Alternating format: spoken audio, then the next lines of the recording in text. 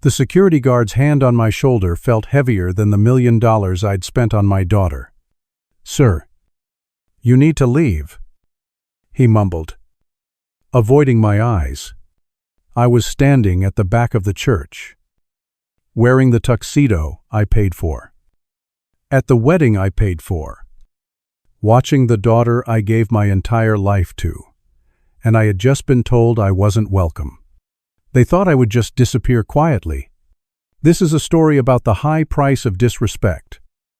If you believe that gratitude isn't optional, make sure you're subscribed. The tuxedo felt foreign against my skin. Stiff. It was the kind of garment you rent for a day to play a part you weren't born for. But I'd bought this one. A quiet little extravagance.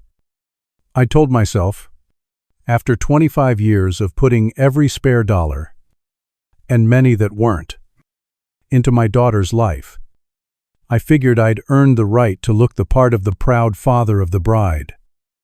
Standing in front of the full-length mirror in my quiet, empty house, I adjusted the silk bow tie, my knuckles brushing against the unfamiliar smoothness of the fabric. My reflection looked back at me, a man in his 50s, etched with the fine lines of too many sleepless nights and too many 16-hour workdays. Each crease around my eyes was a chapter.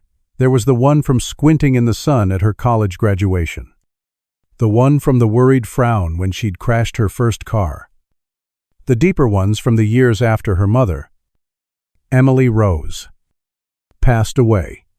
All of it, I thought, had led to this day.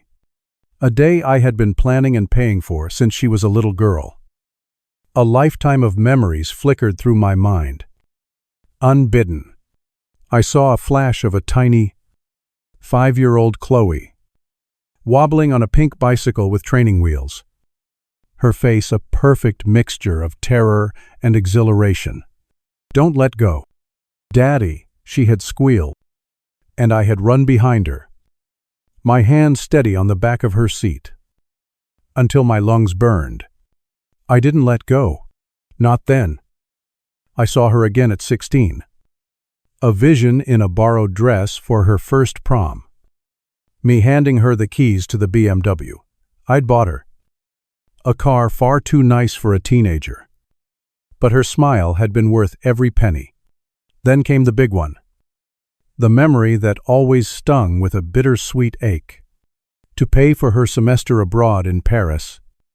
A trip she'd called essential for her personal growth. I'd sold my min dox, uzaltmish, dox Mustang, my one selfish possession.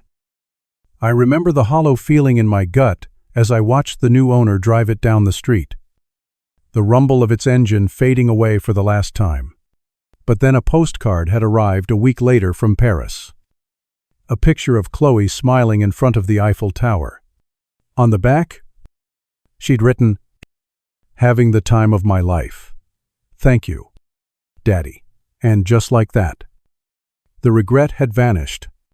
Every sacrifice had felt like a worthy investment in her happiness. Shaking the memories away, I grabbed my keys from the bowl by the door and stepped out into the crisp autumn air. The drive to the Crystal Ballroom was short. I'd chosen the venue with her. Of course, she'd fallen in love with its unapologetic opulence. And I, in turn, had signed the checks.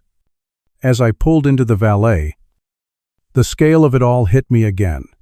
This wasn't just a wedding venue, it was a statement. I walked through the grand lobby, my polished shoes clicking softly on the marble floors. The air inside was cool and heavy, with the scent of 2,000 white roses flown in from Ecuador at Chloe's specific request. Ahead, the entrance to the main ballroom was framed by 2 enormous floral arrangements. I could hear the gentle, preparatory notes of a string quartet tuning their instruments. Sunlight streamed through the floor-to-ceiling windows, catching the light in 1,000 tiny rainbows from the dozens of crystal chandeliers that hung from the vaulted ceiling. It was perfect, a fairy tale scene built from my sweat and my savings, And then I saw her. Standing near the altar, bathed in a soft glow of light, was Chloe. She was talking to her soon-to-be husband, Liam. Her wedding dress, a delicate cascade of lace and silk that had cost a staggering $12,000, made her look like royalty. For a moment, my breath caught in my throat. The little girl on the wobbly bicycle was gone. In her place was this stunning, poised woman, my daughter. A wave of paternal pride, so powerful it almost buckled my knees, washed over me. I started towards her, a smile spreading across my face, my heart swelling. "Chloe," I said, my voice thick with emotion. "You look breathtaking." She turned, and the smile on my face froze, then slowly died. There was no warmth in her eyes, no recognition of the moment. Her gaze was as cold and hard as the diamonds on her finger. Liam, standing beside her, straightened his tie and gave me a look one might give to a misplaced piece of furniture. He put a possessive arm around Chloe's waist. "Thank you for taking care of the final payments, Dean," she said, her voice flat, clinical. She used my first name. She only ever did that when she was about to treat me less like a father and more like an employee. "But your role in this is concluded." He blinked. Certain I had misheard. The string quartet had started playing a soft melody in the background. A cruel. Beautiful soundtrack to my confusion. What do you mean?" "Honey, it's time. Everyone's about to take their places." Liam stepped forward slightly, a deliberate barrier between me and my daughter. "What Chloe is saying," he began, his tone dripping with condescension, "is that my parents, the Prestons, have certain standards for a family event like this. We want it to be a cohesive, dignified affair. Your presence, it just doesn't quite fit the picture we're trying to create." The words hung in the air, sharp and poisonous.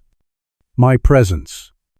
I looked from Liam's smug face to Chloe's impassive one, searching for a sign, a flicker of protest. Anything to show this was some kind of horrible mistake. I found nothing. "Chloe," I whispered, my voice barely audible over the music. "This is my family too. I'm your father." That's when she delivered the final blow. She met my gaze, her eyes utterly devoid of the love I had poured my entire life into cultivating. "Dad," she said. The word a sharp dismissive yub. "You're not invited. Liam's parents will be walking me down the aisle. Now, please go. You're making a scene, and I don't want you to ruin my big day." My big day. The world seemed to tilt on its axis. The soaring notes of the violin became a screeching noise in my ears. The sweet scent of the roses turned cloying, suffocating. My heart, which had been full to bursting with pride just moments before, now felt like a lead weight in my chest, hammering against my ribs. I looked at this stranger wearing my daughter's face and felt a chasm open up between us. A void filled with 25 years of canceled checks and one-sided affection. Who was this person? The child I had raised could never be this cruel. Yet here she was. As I took a step back, my heels scraped against the polished marble, the sound echoing in the cavernous room. I saw the wedding coordinator, a young woman named Jessica, watching from the wing. She had been so helpful, so kind, as I'd arranged every last detail with her over the past year. Now, her face was a mask of pity and embarrassment for me. Our eyes met for a fraction of a second, and in that moment, as my world was falling apart.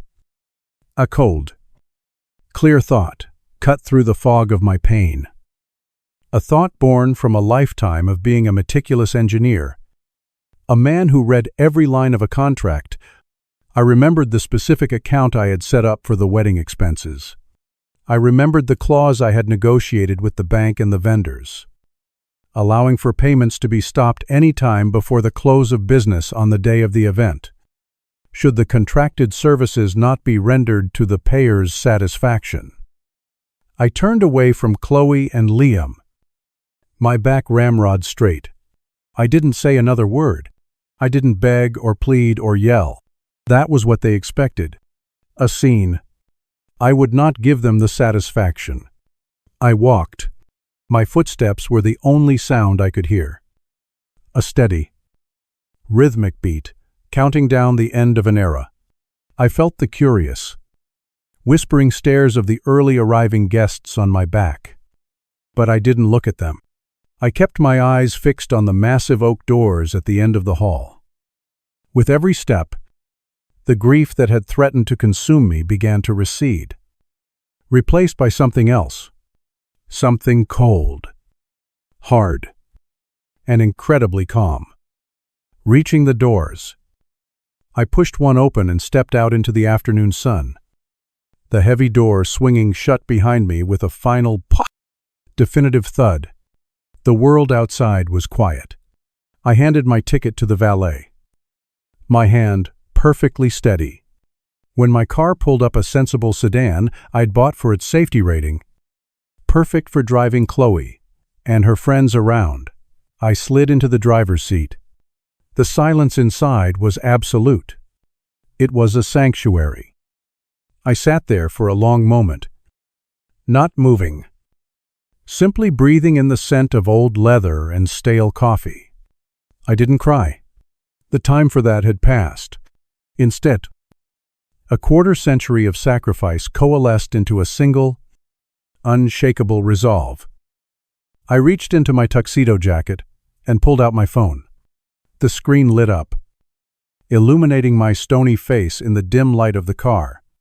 My thumb scrolled through the contacts, past Chloe, past the names of relatives who would soon be calling to ask what had happened. I stopped on a name I knew well. David Reed, Premier Bank, my private banker.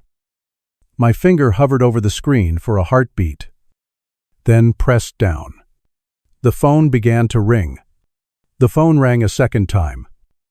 A shrill, insistent sound that cut through the heavy silence of the car. I answered before the third ring. Dean. Hello. I was hoping I'd hear from you today, but I didn't expect it so soon. How are things at the wedding? David Reed's voice was warm, professional. He was a good banker, a man who had handled my finances for over a decade. He knew all about the wedding account. David, I said, and I was surprised by the steadiness of my own voice. It sounded like it belonged to someone else. A calm, detached stranger. Things have changed. I need you to place an immediate and irrevocable stop payment on all checks and electronic transfers originating from account number 74 to 8451. There was a brief pause on the other end of the line. I could hear the faint click of a keyboard. That's the event account. Dean, there are quite a few pending transactions. The final payment for the venue, the caterer, the orchestra. Are you sure? I am. I said, the reason is breach of contract. The services were not rendered to the primary benefactor. The benefactor? You mean Chloe? No. David. I clarified, the words tasting like ash in my mouth. I mean me. The payer. I have been denied entry to the event I paid for. As far as I'm concerned, that constitutes fraud. Another pause, this one longer. David was sharp. He understood the gravity of what I was saying without needing the sordid details. I see. he said finally, his tone shifting from friendly to discreetly efficient. Consider it done. Dean, I will block everything effective immediately. I'll draft the official notice, citing the reason you provided. I'm very sorry to hear this. Thank you, David, I said, and ended the call. One domino had been pushed. Now for the next. I scrolled to Jessica, the wedding coordinator. She answered on the first ring, her voice breathless and flustered. Mr. Clark, thank God. Where are you? Things are getting a little chaotic here. The manager for the ballroom is asking about the final wire transfer. Jessica, I interrupted, keeping my voice gentle but firm. She was a pawn in this, and I had no quarrel with her. I'm calling to inform you of a change in circumstances. As I, the sole financier of this event, have been formally uninvited and ejected from the premises. I can no longer guarantee payment for services I am not permitted to witness. I heard a sharp intake of breath. What, they kicked you out, Mr. Clark. I don't understand. You don't need to. All you need to know is that I have just instructed my bank to stop all pending payments related to this event. You should probably advise your vendors to pack up. I'm sorry you're caught in the middle of this. I hung up before she could respond. I didn't need to hear the panic. I could picture it perfectly. I leaned my head back against the leather headrest and closed my eyes, envisioning the scene inside that palace of glass and crystal. I imagined the string quartet's melody faltering as Jessica ran to them, her face pale. I saw the head caterer, a stern man with a large mustache I'd met during the tasting, giving a sharp command to his staff, who would then begin clearing away the untouched towers of shrimp and champagne flutes. The biggest scene would be with the ballroom manager, a man in a tailored suit. His professional smile vanished, presenting a new invoice to Chloe and Liam. An invoice they had no way of paying. The fairy tale was over. The clock had struck midnight, and the golden carriage was turning back into a pumpkin. Right before their horrified eyes, a bitter, hollow satisfaction settled in my stomach. It wasn't joy.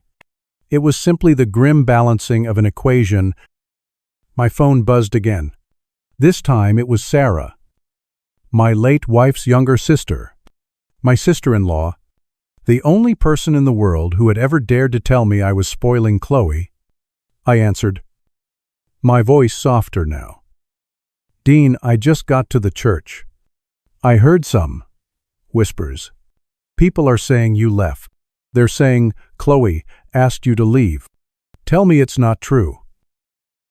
I took a deep, shaky breath. It's true. Sarah. I recounted the entire humiliating exchange. I told her every word Chloe and Liam had said, my voice cracking for the first time. She listened without interruption. A long, heavy silence stretching across the line when I finished. That ungrateful little... She began, her voice tight with a fury I hadn't heard from her in years. She stopped herself. Dean, I'm leaving right now. I'm not staying to watch this farce. Where are you?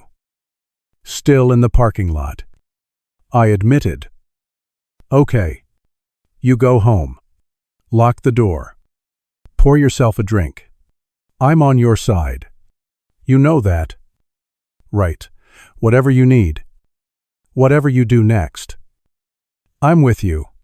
Her words were a lifeline, a single point of warmth in the encroaching ice. Thanks, Sarah. It means more than you know. Just as we hung up, the screen lit up with another call. The name Chloe was displayed in a cheerful font I'd helped her pick out years ago. It flashed once, twice. I watched it, my thumb hovering over the screen. All she wanted was to scream at me, to demand I fix the mess she had created. She didn't want her father. She wanted her ATM. I pressed the power button on the side of the phone, and the screen went black. The silence that followed was absolute. The drive home was a blur. I moved on autopilot, my mind a million miles away. The house was just as I'd left it, but it felt different now. Colder, emptier. The photos of Chloe on the mantelpiece seemed to mock me. Chloe on her first day of school. Chloe at her graduation. Chloe on family vacations she'd barely seemed to enjoy. For 25 years, this house had been a home base for her, a place to be fed, funded, and coddled. Now it was just a house. My house. I bypassed the living room and went straight to my office in the back. It was my sanctuary. A room of dark wood, leather-bound books, and the clean, precise lines of architectural drawings. I sat down in my worn leather chair. The familiar creak, a small comfort. Then, I woke up my computer and navigated to a password-protected folder tucked away on my hard drive. The password was ForEmilyRose. Inside was a single file, a sprawling Excel spreadsheet. I'd started the year Chloe was born. It was my private ledger, a meticulous accounting of my life as a father. I clicked it open. The screen filled with columns and rows, a testament to a lifetime of devotion, tab by tab, year by year. It was all there. 420美元. 000 for private school and an Ivy League education. 80美元. 000 for a series of cars, each one safer and more expensive than the last. 150美元. 000 for vacations to Europe, ski trips to Aspen, and tropical getaways she documented on social media. And the final, most recent tab, wedding. The total at the bottom of that column read $147. Ling. Seeing the numbers laid out so starkly, it wasn't the amount that shocked me. It was the realization of what it represented, a one-way river of sacrifice flowing from me to her, with nothing, not even a drop of gratitude, ever flowing back. For the next 2 hours, I worked. I wasn't just a grieving father anymore. I was an engineer with a project. I methodically cleaned up the spreadsheet, adding notes and summaries, highlighting the most egregious expenses. I converted the whole thing into a clean, easy-to-read, multi-page PDF document. I titled it, A Father's Investment, a 25-year financial summary. It was cold, factual, and undeniable. Just as I saved the final version to my desktop, my phone buzzed with a notification. It was a social media alert. Someone had tagged me in a post. My heart gave a slight thud. I knew what this was. This was the next move in the game. I opened the app. It was from Chloe. Her profile picture was a professionally taken shot of her and Liam, smiling lovingly into each other's eyes. The post was long, a masterclass in manipulative victimhood. My heart is shattered. It began. On what was supposed to be the happiest day of my life, I was forced to make an impossible choice. For years, I have endured my father's controlling and narcissistic behavior. Today, his need to be the center of attention became too much, and he threatened to ruin our wedding unless his unreasonable demands were met. With the support of my wonderful new husband and his incredible family, I finally stood up for myself. In retaliation, he did the unthinkable. He sabotaged our entire wedding, leaving us humiliated and heartbroken. Please keep us in your thoughts as we try to navigate this malicious act of cruelty. The comments were already pouring in. A flood of them. Chloe. I'm so sorry. Stay strong. What a horrible monster. You are so brave for standing up to him. Friends of hers. Relatives I hadn't spoken to in years. And complete strangers were all piling on, condemning me without knowing a single fact. I read them one by one, feeling a strange sense of detachment. This wasn't about me anymore. It was about a narrative, and she had just written the first chapter. My phone rang. It was my cousin, Mark. Dean, what the hell is going on? My wife just showed me Chloe's post. Did you really wreck your own daughter's wedding? His voice was full of breathless, gossipy accusation. It's more complicated than that. Mark, I said tiredly. Complicated, Dean. The whole family is lighting up my phone. You're making everyone look bad. I didn't have the energy to argue.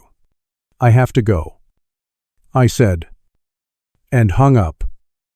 I turned back to my computer screen. Chloe's post was still there, a monument to her lies. A new notification popped up. It was a text from Sarah. I saw it. Don't let her get away with this. They're destroying your name. You have to fight back. I looked at Chloe's post, then at the icon for the PDF file sitting silently on my desktop. She thought she was fighting a war of emotions. She had no idea I was about to bring an arsenal of facts. My fingers found the keyboard. The cursor blinked on the blank status update box. A steady, patient heartbeat, waiting for a command. I took a deep breath, the air in the quiet office feeling electric, and I began to write the truth. My fingers rested on the keyboard, poised over the empty text box. For a moment, the weight of my next action settled upon me. This wasn't just a social media post. It was a point of no return. Once I clicked that button, the private, painful history between me and my daughter would become public domain. There would be no unsaying these words. No, unsharing this file. But her post, her calculated web of lies designed to assassinate my character, had already pushed us past that point. She had drawn the battle lines in a public square. I would not let her be the sole narrator of our story. I began to type, the words flowing with a clarity that surprised me. I wasn't angry anymore. Anger was a hot, messy emotion. This was something colder. More precise. It was the feeling of setting a record straight. In light of the recent accusations made against me by my daughter, Chloe, I feel compelled to provide the necessary context. I wrote, my personal family matters should not be for public consumption. But as my character has been publicly attacked, I am left with no alternative but to respond with the truth. My version of the truth is not based on emotion, but on a 25-year record of documented fact. Attached to this post is a PDF file summarizing the financial support I have provided for my daughter throughout her life. It includes the costs for her education, her vehicles, her housing, her lifestyle, and, most recently, her wedding. I did not do these things with the expectation of repayment, only with the hope of love and basic respect. I will not engage in a back-and-forth debate. I simply present the data. I trust you all to draw your own conclusions. My cursor blinked at the end of the last sentence. It was sterile, professional, and devoid of the raw, screaming pain I felt inside. Perfect. I clicked the small paperclip icon, navigated to my desktop, and selected the file, A Father's Investment, a 25-year financial summary. PDF. I watched the blue loading bar fill up. Then, I took one final, steadying breath, and clicked post. For the first minute, nothing happened. The digital world remained silent, In that quiet moment, a sliver of doubt pricked at me. Had I gone too far? Was this a terrible, irreversible mistake? I had just aired my family's dirtiest laundry for the world to see. I pictured my late wife, ForEmilyRose, and wondered what she would think. Would she be horrified by my actions, or by the daughter who had made them necessary? The thought was a painful one. Then, the first notification appeared. A like? Then another. Then a comment from a neighbor I barely knew. Wow. Just wow. And then the explosion began. It was like watching a dam break. My notifications, which had been trickling in with hateful messages before, turned into a roaring, unending flood. The share count began to climb, first into the dozens, then the hundreds. The tone of the comments shifted so fast it gave me whiplash. The initial wave of support for Chloe was being drowned out by a tsunami of shock and outrage directed squarely at her. I just read the PDF. 410美元. 000 for college, and she couldn't even let him walk her down the aisle. Disgusting. That $12. 000 dress was paid for by the man she kicked out. The entitlement is off the charts. I went to high school with her. This doesn't surprise me at all. Her dad paid for everything, and she always acted like she was better than everyone else. This isn't a narcissistic father. This is a heartbroken man who gave his daughter everything. I watched, mesmerized, as the court of public opinion, which had so swiftly convicted me, just as swiftly overturned its verdict and turned on its former star witness. Chloe and Liam must have been watching, too, because they tried to fight back. I saw new comments appear on her original post. Defensive and panicked. "These documents are fake," Liam wrote from his account. "This is a pathetic attempt by a bitter old man to stay relevant. He is invading our privacy with these lies." But it was like trying to stop a wildfire with a squirt gun. For every comment he posted, a dozen new ones appeared on my post. Dissecting the PDF. People were screenshotting specific line items, the $5, 000 spring break, trip to Cancun, the down payment on her luxury apartment, the monthly stipends that continued long after she graduated college, and reposting them. The facts were too detailed, too specific, to be fake. My reputation as a meticulous, no-nonsense engineer, known by many in our local community, worked in my favor. I was the man who double-checked everything. I wasn't the type to invent numbers. Suddenly, a new comment from Chloe appeared on her own thread. "My father is a liar, and this is a gross violation of my privacy. We are consulting with our lawyers." The mention of lawyers was a bluff, and a clumsy one at that. I had only shared my own financial records. There was nothing illegal about it. The response from the public was brutal. "Lawyers. You're going to sue the man who paid for your entire existence. Good luck with that." My phone buzzed with an incoming call from a number I didn't recognize. I hesitated, then answered. "Is this Dean Clark?" A brisk, professional voice asked. "It is." "My name is Susan Vance. I'm a reporter with the local Herald. We've seen your post. It's causing quite a stir. We'd like to get a statement from you. Perhaps an interview, to tell your side of the story." This was a critical moment. Part of me, the wounded part, wanted to shout my story from the rooftops. But I knew that was the wrong move. It would make me look vengeful. My power was in my calm. Factual silence. "Thank you for the offer, Miss Vance," I said politely, "but I have nothing more to add.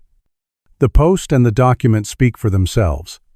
My goal was never to create a media spectacle, only to defend my name with the truth. I will not be making any further comments. But Mr.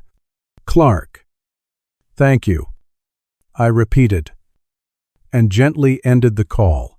By refusing to engage, I was cementing my position as the dignified, wronged party. Chloe and Liam, with their frantic, emotional replies, were only making themselves look more guilty. Now, it was time for the final, decisive blow. This one wouldn't be public. It would be a quiet, surgical strike aimed directly at the heart of their support system. I opened my email client, composed a new message, and typed in the email addresses for Liam's parents, Mr. and Mrs. Preston. The subject line was simple. Regarding the events of today, Dear Mr. and Mrs. Preston, I wrote, I am writing to you in the hopes of providing some clarity regarding the unfortunate situation at Chloe and Liam's wedding today. I am sure you have heard their version of events. In the interest of fairness, I felt you deserve to have the full picture. I hold no ill will towards your family, as you were likely acting on incomplete information. Attached, you will find a financial summary that details the investments I have made in my daughter's future over the past 25 years, including the full funding of the wedding itself. I deeply regret that the day ended in such disarray. I was, and remain, heartbroken by my daughter's decision to exclude me. I hope this document provides some necessary context for the actions I was forced to take in response. Sincerely, Dean Clark. I attached the PDF and hit send. There was no going back now. I had armed the Prestons, a family I knew cared deeply about appearances and reputation, with the truth. The fallout would be contained within their family, but I had no doubt it would be devastating. I leaned back in my chair, the adrenaline of the past few hours finally beginning to fade, leaving a profound exhaustion in its wake. My phone rang again. This time, it was Sarah. Dean, she said, her voice a mixture of awe and excitement. You did it. You absolute madman. You did it. My phone is blowing up. Everyone who was trashing you an hour ago is now calling you a legend. It's not over yet, I said quietly. Oh, it's about to be. I just got off the phone with my friend Carol, who is a member of the same country club as the Prestons. She said Margaret Preston just called her absolutely hysterical. Not at you, Dean. At Chloe. Margaret was screaming. She said, that girl lied to us. She told us her father was a controlling deadbeat who barely helped her. Apparently, the Prestons are mortified. Their name is now attached to a girl who is being called the most entitled bride in America all over the internet. The news landed exactly as I had predicted, but it brought me no joy. All I felt was a deep, soul-crushing sadness for the daughter I had lost. Over the next 2 days, the social storm I had created began to have real-world consequences. Friends of Chloe started posting messages, publicly disavowing her behavior.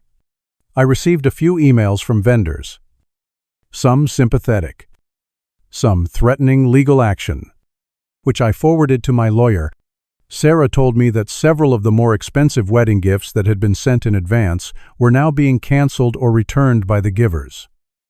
The Prestons had issued a public statement, a carefully worded apology for the unfortunate family misunderstanding, which pointedly did not defend Chloe. Then, Chloe's social media presence vanished. Her original post was deleted. Then her entire profile went private. It was a digital surrender. A profound silence descended.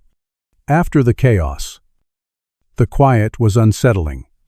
I spent the next 2 days in a daze, cleaning my house, going for long walks, trying to process the wreckage. I had won. I had defended my honor and exposed the truth.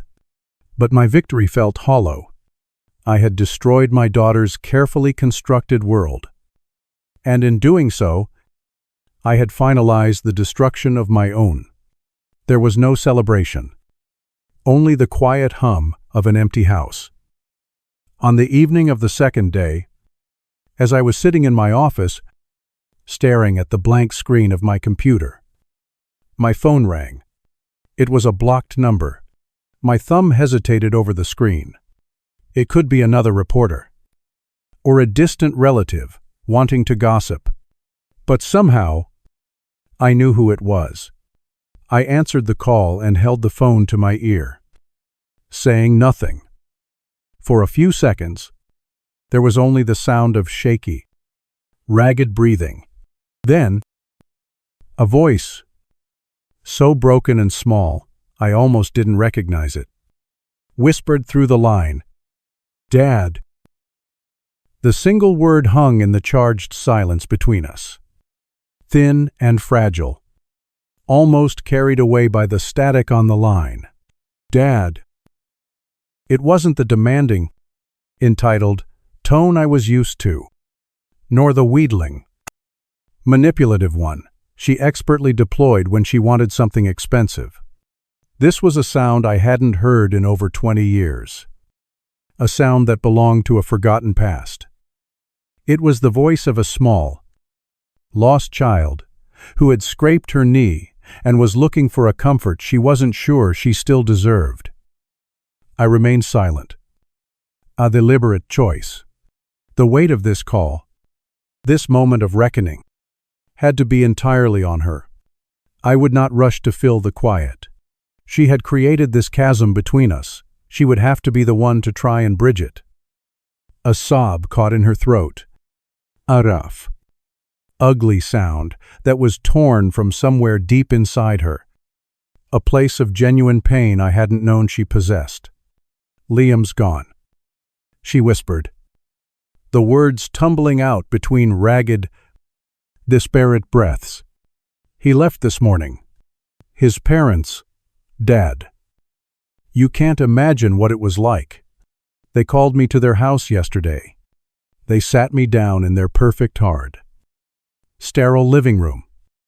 And they dismantled me. They had printouts of your post, of the comments, of the PDF. Mrs. Preston." She just kept pointing at the line items with her long, red fingernail, saying, "Is this true? Chloe, is this true?" Liam just sat there, silent, not even looking at me. They called me a liar, a social climbing grifter. They said I had irrevocably embarrassed their family name. Their ultimatum was simple: he could have a future with them, or a future with me. Not both. She paused, taking another shuddering breath that sounded painful over the phone. I could picture her vividly, alone in that chic, minimalist apartment that I was still paying the rent on, the white walls closing in on her. He didn't even hesitate. "Dad," she choked out. He drove me back to the apartment, walked inside, packed a single suitcase, and as he was leaving, he said, "My lawyer will be in touch about the annulment." He didn't even say goodbye. Then, "The landlord called an hour ago. The rental agency got a notice from your bank that the automatic payment for the month was canceled. They said I have 5 days to pay the $4,000, or they'll start eviction proceedings."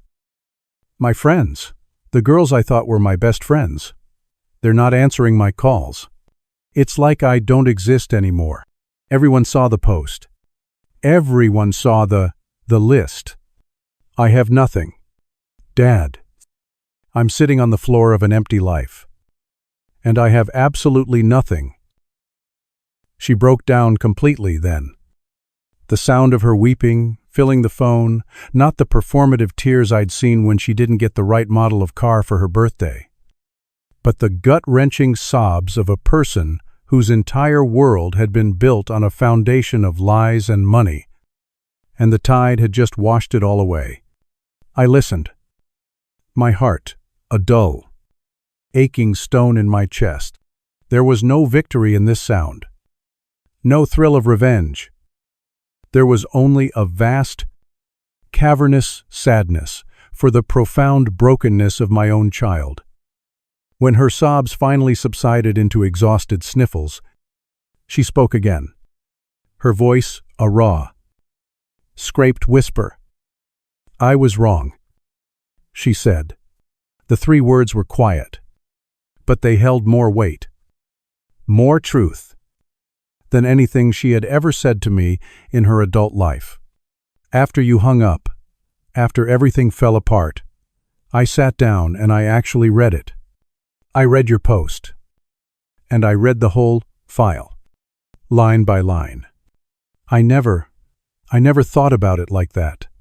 I just saw the money, a number in a bank account that was always full.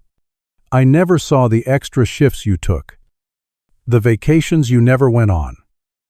I remember complaining when you sold the Mustang because it meant you couldn't drive me and my friends to the lake house anymore. I didn't even think about what it meant to you. I took you for granted. Every single day of my life. I treated you like a machine. A function. Not a person. I was selfish. And I was ungrateful. And I was cruel. I am so sorry. Dad. For everything." And there it was. For the first time in her life, it wasn't an excuse. It wasn't a justification.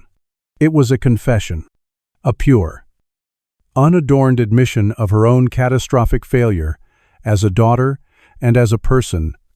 I closed my eyes, the leather of my office chair creaking softly. The cold, hard knot of anger that had been lodged in my gut for days, for years, finally began to dissolve. The tension I'd been carrying in my shoulders, a weight I hadn't even been fully aware of, started to release, vertebra by vertebra. I didn't feel happy. I didn't feel vindicated. I felt light, as if I had been carrying a 100-pound pack for 25 years and had just been given permission by the universe to finally set it down. I let out a long, slow breath. A breath I felt like I had been holding since she uttered those devastating words at the threshold of her wedding. "I know, Chloe," I said, my voice quiet, heavy with the gravity of the moment. Can you help me?" she asked. The question, timid, laced with the terror of a rejection she knew she so richly deserved. "I don't know what to do. I don't know how to do anything." This was the moment, the critical, defining crossroads. One path led back to the old, comfortable, toxic dynamic, me swooping in, writing a check, fixing her problems, and ensuring this entire painful lesson would be forgotten by next week. The other path was harder, steeper, and it led into an unknown future for both of us.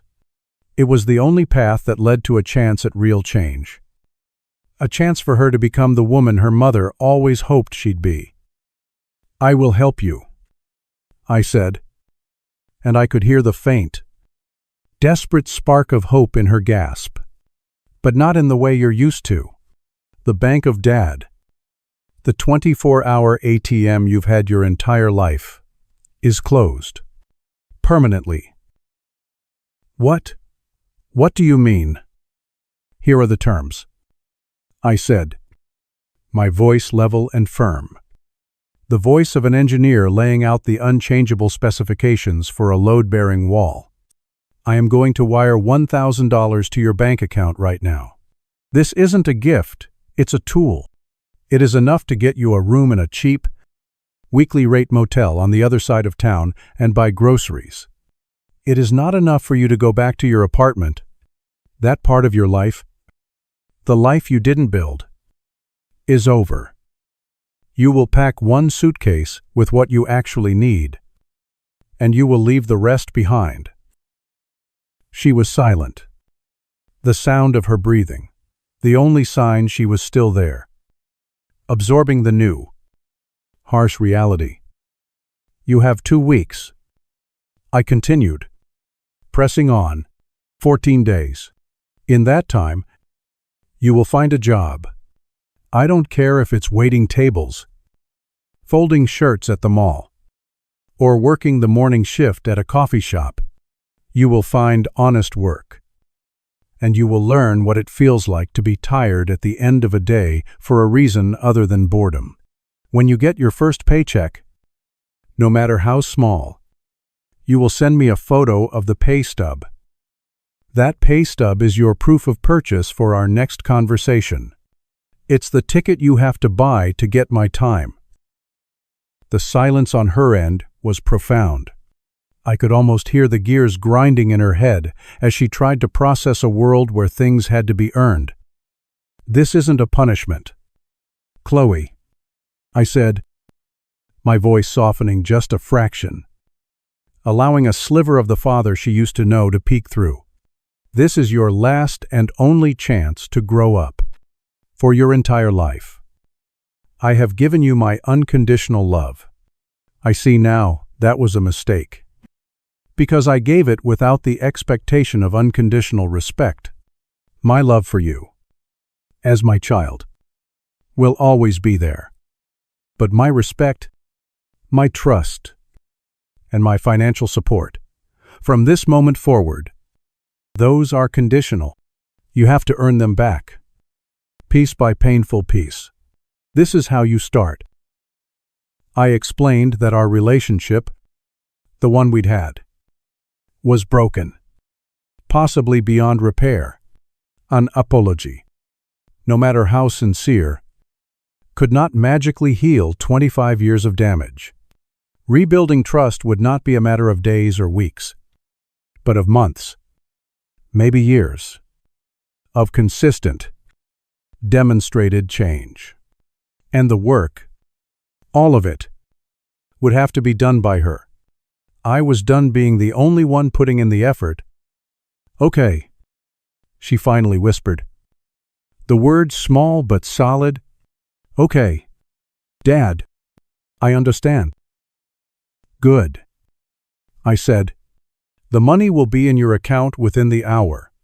Don't call me again until you have that pay stub. You can do this. Chloe, I hope you can. I ended the call. I didn't say I love you.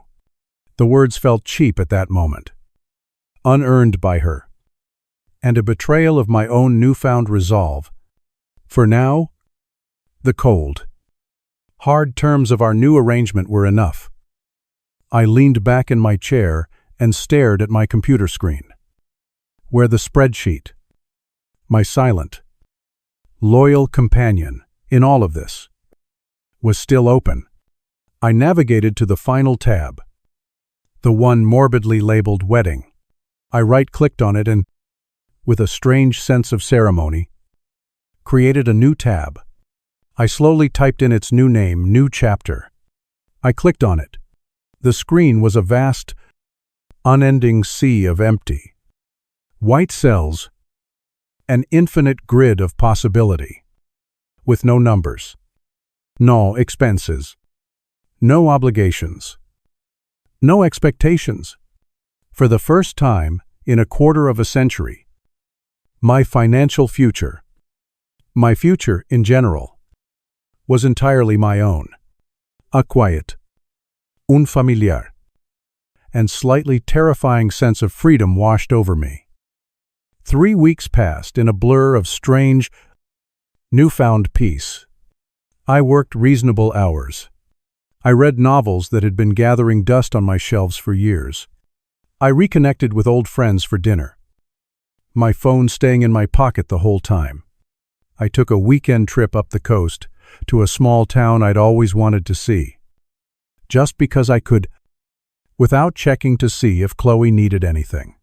The house was quieter, but it was a comfortable, restorative quiet, not a lonely one. Then, one evening, as I was sitting in my office, sketching a design for a small cabin I was thinking of building for myself, my phone buzzed with a text from her. My heart gave a slight, involuntary lurch. It wasn't a long, emotional message. It was a picture, a clear, crisp photograph of a pay stub from a local diner called the Corner Booth. The hours were long. The pay was minimum wage. But it was real. It was earned. Below the picture was a simple line of text. Got my first paycheck. Thank you, Dad. I looked at the message for a long time. There was no request for more money. No complaint about the hard work.